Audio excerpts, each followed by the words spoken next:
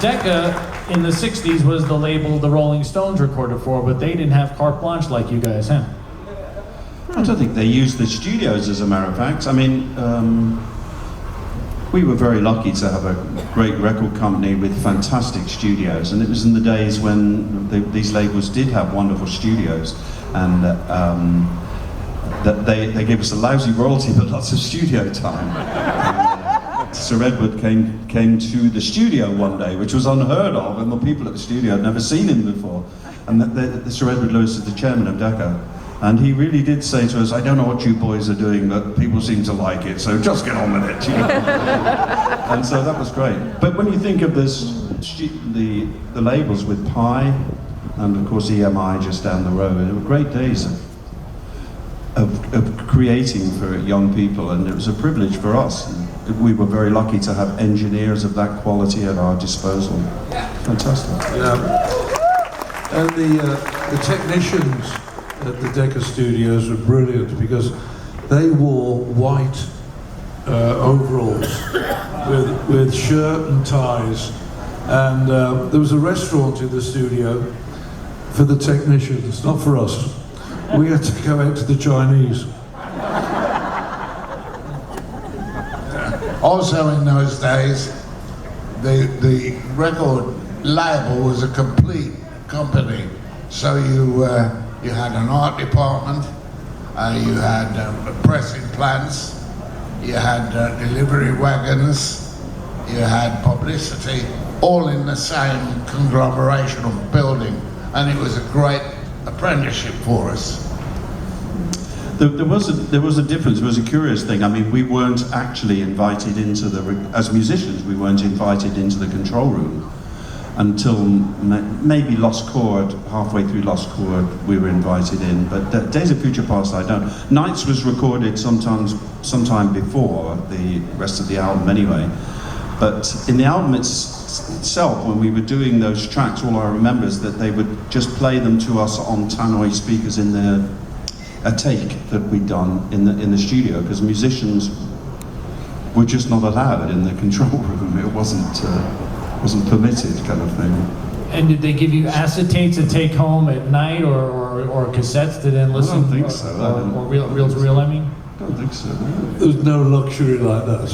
No. We didn't have that kind of status or influence. Yeah. And now, as I bring the day's portion of the program to a close, it's often been cited as one of the first progressive albums. Now that you've had to relive it and rebreathe it for the last 2 years, do you see that? Do you agree with that statement? Do you feel it is an early progressive album? I don't know what a progressive album means. I really don't. It was our album, that I do know. Well, I think in terms of influencing bands along the way, like the Genesis and the Pink Floyds and Yes and ELPs and so on. I think when we sat down to talk about what we were going to do, when Justin and I joined Graham, Ray and Mike, there was the top 40 radio, and then there was nothing else. But FM radio was just starting, and college radio, and albums were just being made. And we said, that's where we should go. We should go our own road. Forget about what everyone else is doing. Forget about all that. Forget about the history. Let's write our own songs, record our own music. And if it takes 6 minutes to record a song, it takes 6 minutes. And if Graham's going to write a wonderful poem, we're going to have a wonderful poem.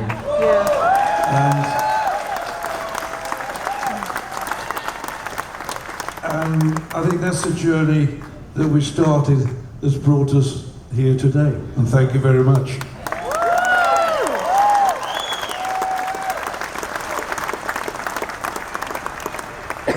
And Justin, back 2000, what was it, 4, 5, 6 or something? Remember we were at the amusement park in South Carolina, They had the Hard Yeah. Rock Park. Yeah. And I was interviewing you that day, and you mentioned something. Now I might not have it right, but something that Pete Townsend told you about how he felt.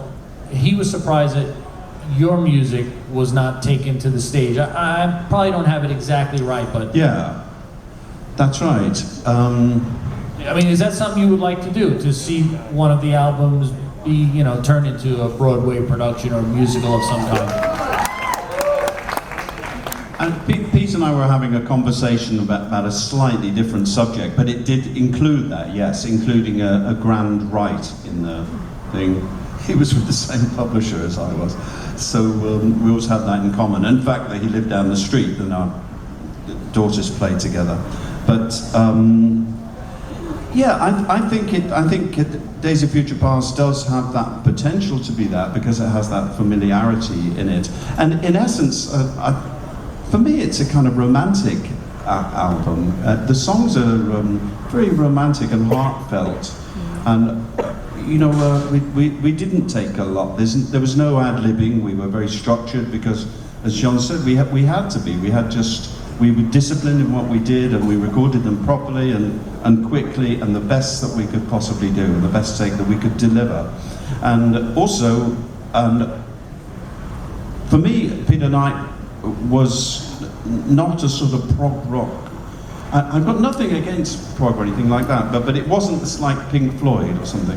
It was Peter Knight was a structured, Britain's greatest romantic string arranger, and that's what he was. And so it was the perfect person to go to interpret the links between those songs, which is all he did. He did the links between the songs. He used the big themes. He used Dawn is a Feeling, Another Morning, Tuesday, and oh yes, and the other one, yeah, that's right. So that's how I feel about it. And was that the question you asked me? Well, but I think it has the potential to be. Certainly, I think the case can be made for a lot of those initial 7 albums, because themes went through a lot of them. It had Days of Future Past had a beautiful structure in it, and you could put other songs into that and expand that idea. But you know, it's a beautiful thing to play. It's a lovely thing to play. It really is, and we know that because we know that we can just do our songs exactly right, and they're simple and. I'm running out of things to say. I think what you're saying really is we want to keep it to ourselves. Yes. Well, now that you've done this, are there any of your other albums that you would like to do in their entirety in concert? Sure. The spirit is willing. The spirit again. Oh, spirit in the sky, come give us the answers. Of Are course. Mike and Ray going to Cleveland? Okay. Well, How much is a ticket? You just mentioned that. How much? What's who is it? What was the Miller? What's his name? Steve Miller. The last year who complained about the Neil Young complained. Steve Miller. Steve Miller, yeah. Oh, he used to work with us. He was with our same agent, and that's about the only thing I looked at with Rock and Roll, because I kind of avoided looking at it, and I looked at his speech where he was going on about the price of tickets, and I thought, good old Steve, that's right. And Neil my Young. little grandson came, can I come? I said, I don't know how much you got in your pocket money? And as Richie Furay from the Buffalo Springfield, who's on this cruise, can attest to, when the Buffalo Springfield were inducted, Neil Young did not attend because the other thing, by the way, you're going to get 2 free tickets, and the rest of your family got to pay for. And one of those is for us. Yeah, one's for you, one's for the wife. Yeah, I'm telling you. Oh yeah. Actually, have they met the rest of our families? So Neil, protested that because, you know, he felt that that was unfair. I think it's right. So, well, Well, as long as there's room for you guys, that's all that counts. well, I will, to answer your question, some of these people, they are such diehard fans that what they did was, if I've got this right, they ponied up some money for a membership, which then entitled them to get into an early pre-sale, at which point then they ponied up some other bucks for tickets that would get them, you know, good seating choices, not to mention the hotel, the airfare, and the food. So they're in for it. They're gonna have fun. They're there rooting you on. So get those speeches written. But I think the best quote on this whole Rock and Roll Hall of Fame thing came from you, Justin. Oh, yeah. It was an interview in Rolling Stone, and he said, "I'm amazed that Rolling Stone's calling me for the first time." I said, the guy said to me, what does it mean to you? What does it mean to you now? And I said, well, I'll tell you what it means to me. It means that Rolling Stone is actually calling me. For the first time in my fucking life. Rolling Stone is calling me. Not some press agent trying to get us in there.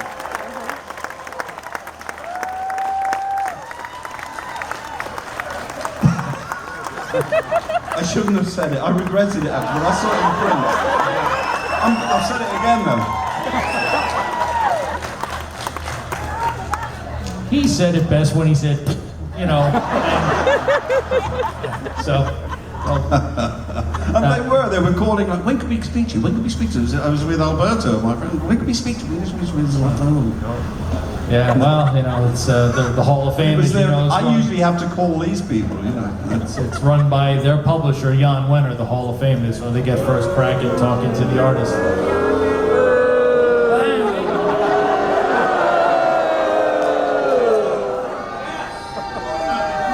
Well, they can say what they want on that night. Well, congratulations, we're into 2018 and it's the 50th anniversary in Search of the Lost Chord, so. Wonderful.